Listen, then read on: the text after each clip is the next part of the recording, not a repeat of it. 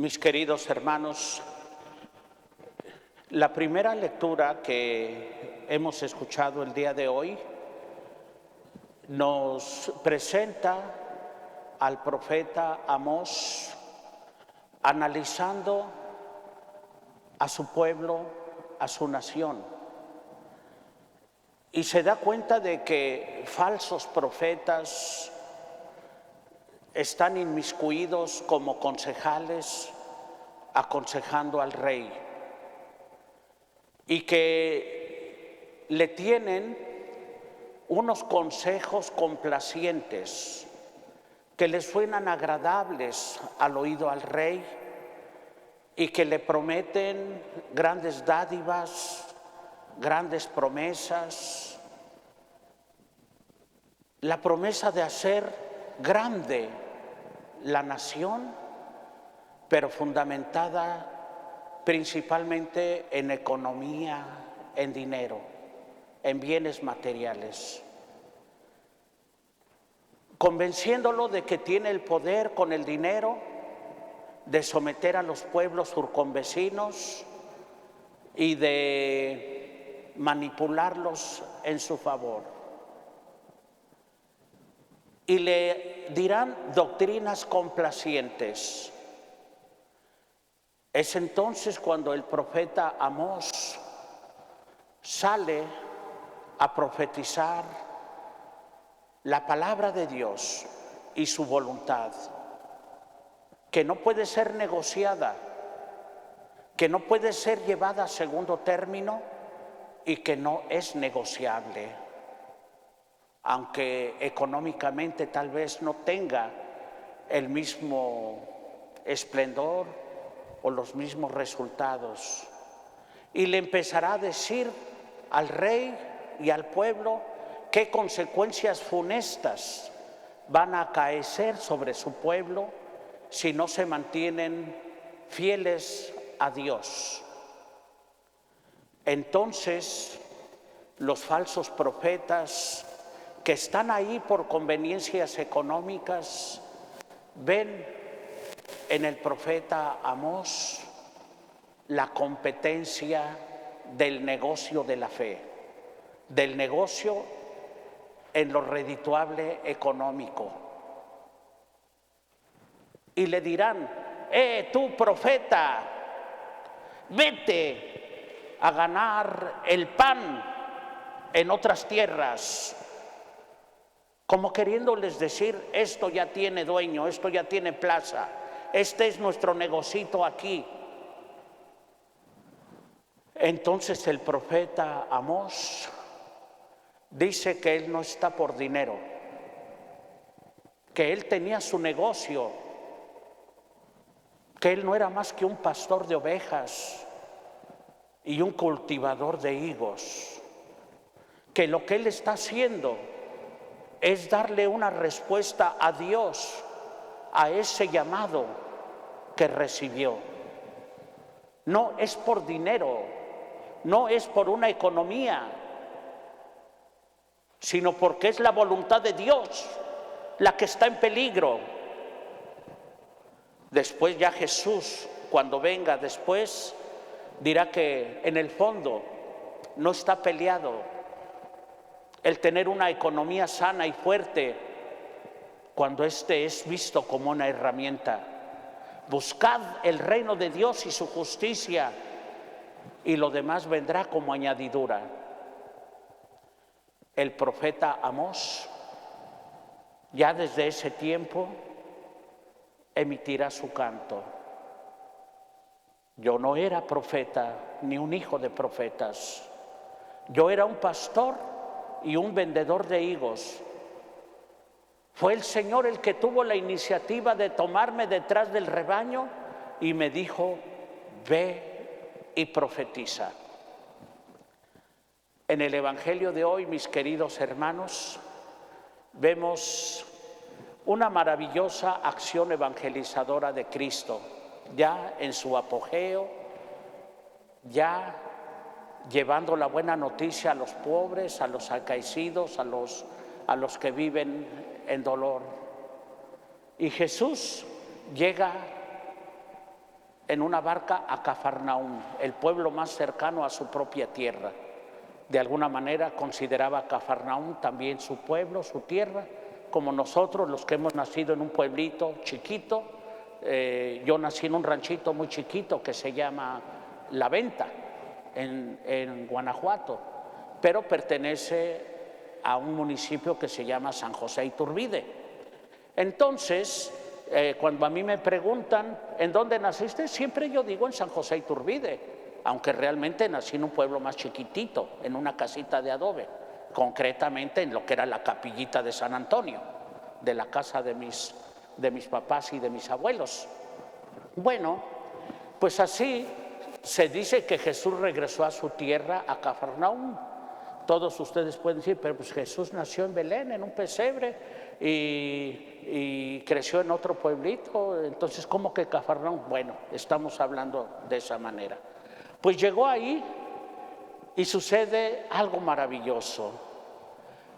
La gente están esperando a Jesús y todos le ruegan, rezan, le piden a Jesús por un paralítico que está ahí. Ese es el poder de la oración, el poder y la fe de la gente. Jesús alaba esa fe de la gente y entonces nos dice el Evangelio que Jesús se conmovió por la fe de esa gente. Maravilloso, mis hermanos. Que recemos unos por otros. Ayer mismo una amiga a quien yo aprecio mucho del área de Riverside me llamaba para decirme que hiciera oración por su familia, por sus parientes, por sus amistades, especialmente por Leticia, por la familia Zavala. Y me decía que experimentan el dolor, que experimentan pues toda esta depresión que sentimos con el encierro, con la pandemia, con la incertidumbre, y que muchas veces incluso hay quien se ve tentado a decir que esta vida no vale la pena. De veras que necesitamos orar unos por otros, necesitamos de la oración. My brothers and sisters, in today's gospel, Jesus arrived to his town and had a meeting with the people. That people is living in faith in Jesus, and they intercede for one person who is sick, like our brothers and sisters who know the limitation, the healthy situation of the people around us, our friends, our family, and they ask for a miracle. Y Jesús, mis queridos hermanos, se conmueve por la intercesión de nuestra oración. Por eso, no se cansen de hacer oración. Pidan por las personas que sufren a su lado. Pidan abundantemente por sus sacerdotes.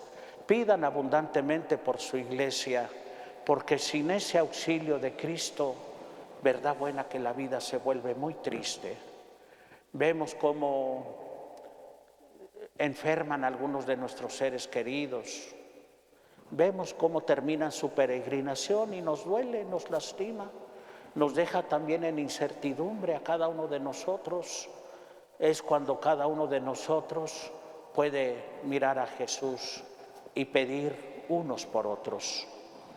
Y Jesús contempla a aquel paralítico que lo llevaron en una camilla y entonces le dice: ánimo, tus pecados te son perdonados.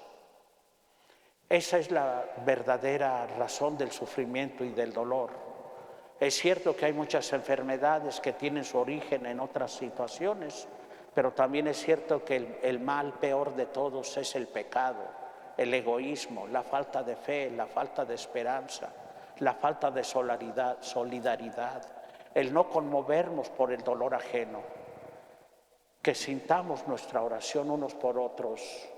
Cada uno de los que estamos aquí, mis hermanos, traemos nuestro propio paquetito. Cada uno de nosotros tiene sus propias lágrimas de usted, las de aquel hermano, son diferentes. Cada quien conocemos el dolor de alguna manera. Y es ahí donde cada uno de nosotros debe de mirar a Jesús.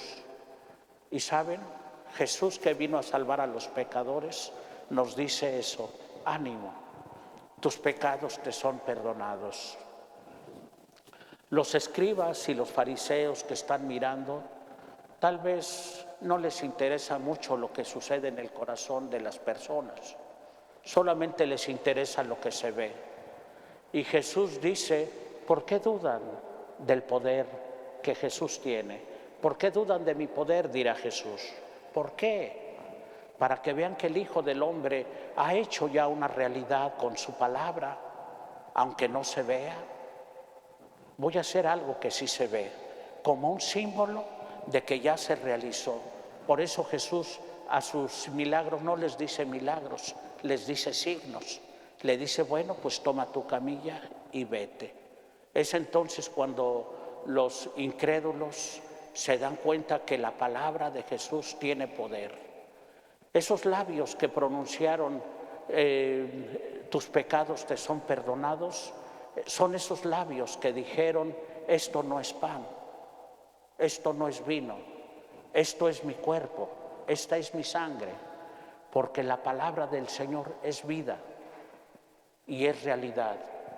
Por eso, mis queridos hermanos, aunque a veces no veamos signos externos, progreso económico o tantas situaciones que a veces nos preocupan, pongámonos en manos del Señor.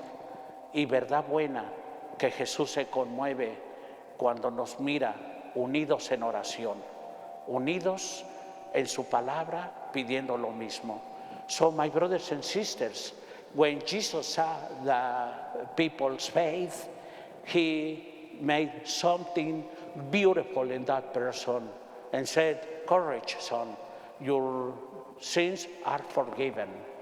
And people who are looking only for a show, who is this? Why? He is saying you're forgiven, your sins are forgiven. Who has that power? Only God.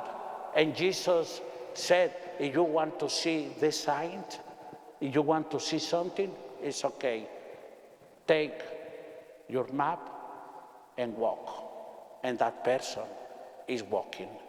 So, my brothers and sisters, let us offer our prayers as community, because everyone has his own limitations and we need the presence of God in our life.